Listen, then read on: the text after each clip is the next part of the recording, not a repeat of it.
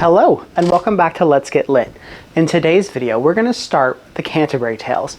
In this video, we're going to begin with the intro to what is the Canterbury Tales, how it's going to be set up, and also the general prologue for the story. This is where we'll get to meet all of the fun and diverse characters of the story and see who exactly is going to be telling us stories and what kind of stories we might expect from them. All right, are you ready? Oh, well, hold on. First things first, word of caution. These stories were written way back in the Middle Ages, so some things may be too violent, some things may be very sexual in nature, some may have very explicit material. This is not for children, just letting you know what you're getting into. So join me as we travel back to the Middle Ages and see what life was like in that time frame, shall we? So let's start off with the introduction to the Canterbury Tales itself. In essence, this story is where a group of more than 30 people meet by chance at an inn in London. In the morning, they set off for a pilgrimage to visit the shrine of Thomas à Becket at Canterbury Cathedral. The innkeeper, or the host, suggests that they hold a storytelling competition, with the winner receiving a free dinner at the inn after their return journey. The scene is set for Canterbury Tales, the earliest and most famous collection of tales in English language. The tales are still popular and relevant after 600 years, and are universally acclaimed as one of the greatest masterpieces of the English literature. One of the main reasons why this collection of tales is so regarded is because the author has a wide variety of voices that he uses. From lofty, elevated classical love stories and spiritually uplifting sermons to the most lowly, trite, dog verse and bawd comedy, Chaucer presents a vivid cross-section of humanity and a sparkling portrait of medieval life. With each tale, you can see just how it encapsulates the view of the person telling it, or you can see the exact opposite in some people's tales. It was not new at this time to have a book or frame for storytelling with multiple stories in one book. But what stands out and stands Chaucer apart is the fact where most of his counterparts were writing in either French or Latin, he wrote everything in Middle English. What's really great about this work is that you can read each story individually and they're self-contained. But when put together, the larger scope of the narrative becomes that much better. Sadly, Chaucer passed away before he could even finish this magnum opus, but he was able to at least begin 24 stories. When we see Chaucer, who is our narrator, he tells two stories in this collection,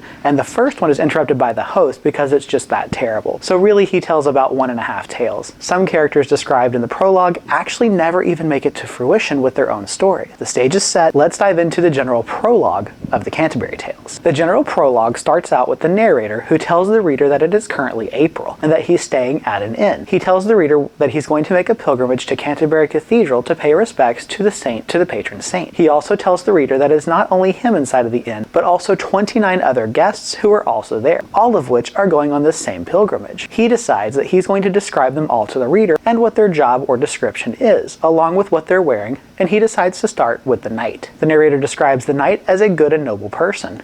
The knight has fought in many famous battles, ranging from Alexandria to Persia to Russia to Spain and much more. It says that he has fought in 15 battles and jousted at Tremaussene. The narrator also notes that he is very well known amongst all of his other peers. The knight was very courteous and only spoke with what was right and was perfect for his position. He then goes on to say that he also had a wonderful horse, but on his person was a plain doublet, or doublet. This doublet was also discolored from where the chainmail had pressed up against it. The narrator states that this knight was coming from a recent voyage to do his pilgrimage. The next person the narrator describes is the squire, who was assisting the knight. He was a lover and a soldier full of life and fun. He was also very young at the age of 20, and he appeared to be of average height. It is noted that he recently had gone campaigning to win his lady's heart, and it's also said that he could ride a horse very well, and that he could also sing and recite poetry. He also could joust and dance and draw and write. The narrator also says that he sang like a nightingale. He was very courteous and humble and willing and able to help his father at the table. Along with the knight and the squire, there's also a yeoman. This young man was dressed in bright green and had arrows and a bow dagger and a sword sheathed on him. The narrator notes that his hair was very short and his face was brown, and that he knew of all the woodcraft that could be known. Upon his breast was a St. Christopher made of silver. He also had a horn, and his baldric was green. The narrator guesses that he is a forester of some sort. The next person is the prioress, or the head of the nuns, but never lets us know that she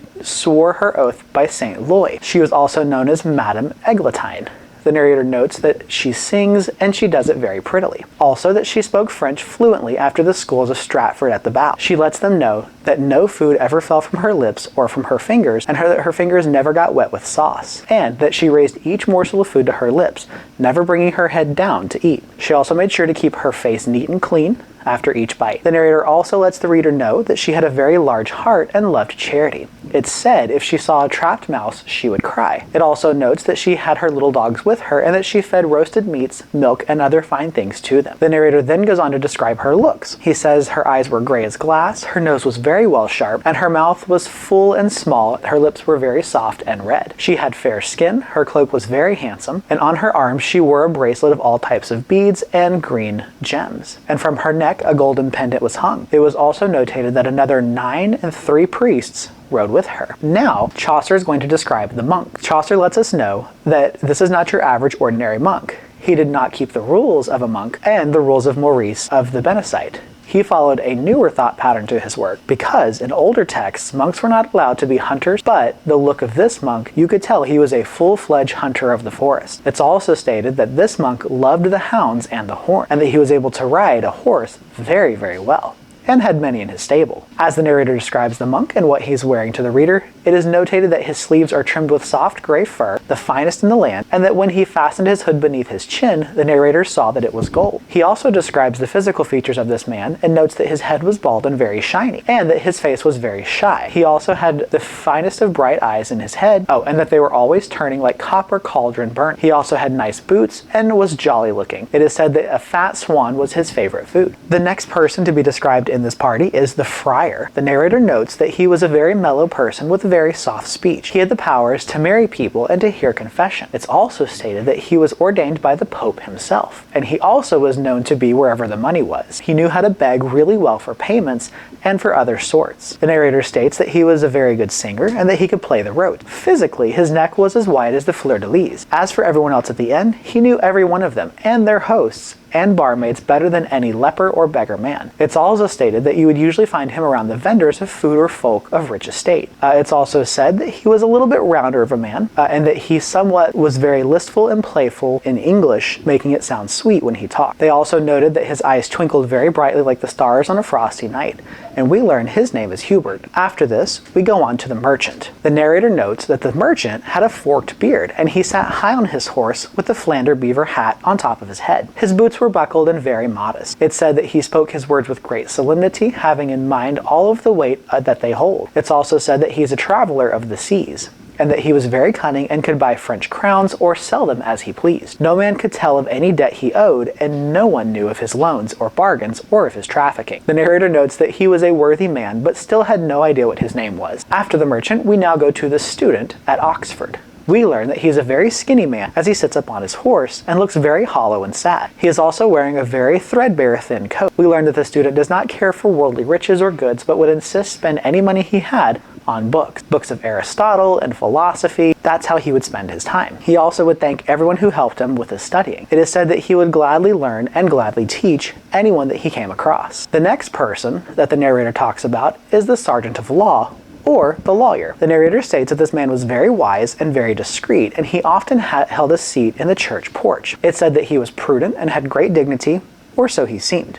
His speeches were very wise, but often he had been justice to the whole situation. It's said that he won a lot of money and had very fine robes that no one was able to match him, that no one was busier than he was, or which he seemed to be, which basically means that he seemed very busy, but he really wasn't. It's also said that he knew a great history of cases from the first days all the way to King William and up to the current laws at school, or upheld by society. It's said that he was very, very skillful at writing, so good that it couldn't be picked apart by any of his peers. He knew all the rules by heart, and he wore a very simply colored coat with a little stripe of silk and sash. This is all the narrator has to say about this lawyer. The next contestant in the game is the Franklin, or a landowner who was free but not noble. The narrator mainly describes him with a white beard, and he says that he's sanguine of complexion. The narrator says that he was a good man, but he was always constantly eating and loved his foods. It also notes that no matter what time of day or season of the year, it was his house that was always stocked with food and drinks of some sort, and usually seasonal. The narrator also jokes and says that he would hate to have been his cook if something went wrong with the food. and at some points he would play lord and master, and that he had a dagger and a purse of woven silk on him. He also once served as sheriff and auditor, and the narrator notes that nowhere else was any vessel worthier. The next contestants of our game, who we actually don't see into fruition, are the haberdasher and a carpenter, a weaver, a dyer, and an upholsterer. These people made up the next group. The narrator describes it how nice they were and how nicely dressed they were. He says they were like one big fraternity, that everyone knew each other and everyone pretty much hung out with each other in this group. He says that he can tell that each of these people had very nice and expensive goods in their station, which probably made their wives very happy. Next, we move on to the cook. The narrator doesn't say too much about this man except that he was really good at what he did. He could really make great food, and he could judge any beer and tell you where it came from and who brewed it. The narrator does note that he has a sore below his knee, but that he still made the best he could with it. After this, we go to the seaman. The narrator says that this man is from the west and probably from Dartmouth if he had to guess, but he wasn't entirely sure. We also know that he has a dagger that was hanging by a slip and hung around his neck under his arm. The narrator says that he seemed to be burnt by the hot sun, and it is described that he loves good wine, and he wasn't shy to any fights to pop up. Especially if he had the upper hand, he could send anyone back to their own land. The narrator notes that due to the fact that the seaman knows how to read the tides and the moon phases very well, no one from the whole of Carthage probably knew as much as he did. It's also said that he has seen many storms in his days and knew how to navigate them properly. He also knew all of the harbors along the coast, and that his ship was called Madeline. Alright, continuing on, we go to the physician. And it said that no one could match his work at all. The narrator states that this doctor could find any remedy for any ailment that someone had, period, and that he was very quick with the apothecary to help him out and to help people get the remedies through drugs or through other means. He knew all of the other great physicians of medicine before him, and he was truly a studied man. He didn't eat much and really only ate to live. He was a man of the scripture and more of silence. After this, we go to the good wife. She is the wife of Bath. She's a little bit deaf, she has a gap tooth in her smile, but she really is a great woman. She did a lot of sewing, making her own garments, and she's very much a traveled woman. She's been to Jerusalem, to Cologne, to Rome, to everywhere in between. She also has heard a lot more lore from all about her travelings. And it is said that she's been married 5 times. And though she's a very lovely person, she's also very funny and has very quick comebacks. After this, we go on to the parson. The narrator tells the audience that this parson is a very good man and a wonderful example of a true leader of his religion. The narrator states that this man made sure that even though a lot of his people who were poor still had plenty, he would give of his land and of anything he possibly had to help his people. It's also said that he had a staff as a metaphor for the Bible and for being a shepherd like Christ. The narrator also says that this man thought to lead by true example and to make sure that he was living his best life as he could so his people could follow him. The narrator said that he doesn't have a love for any worldly things, and that the only thing that brings him happiness is seeing his people worship Christ. Sitting close to the parson is the plowman. We learned that the plowman is actually the brother of the parson, and that the plowman is very good at his job and a very good man as well. He has love in his heart, and he's of good charity. The narrator also says that he loved his neighbors as he loved himself, and that he always loved to work for someone who needed it. It's also stated that he pays his tithes fairly and on time. The next character in this lively bunch is the miller. He is a broad-boned, muscly fellow who is very stout and fit for any tussle. The narrator says that he is so big that he probably could tear any door off of his hinges and put a hole through it with his head. The narrator notes that he has a big red beard and that on the end of his nose is a wart with a little tuft of hair. The narrator also notes that he has a sword and buckler at his side, and that his mouth was open like some furnace door, and was constantly talking or boasting about something that he had done. We learn that he has a golden thumb, and that he wears a white coat and a blue hood. We also know that he plays the bagpipes because they're starting out in the city that morning. He plays them for everyone. After this, we go into the manciple, or a person who's in charge of the purchases and storage of food at any institution, and in this case it happens to be the court of law. We learned that this man was very cunning and very deceitful.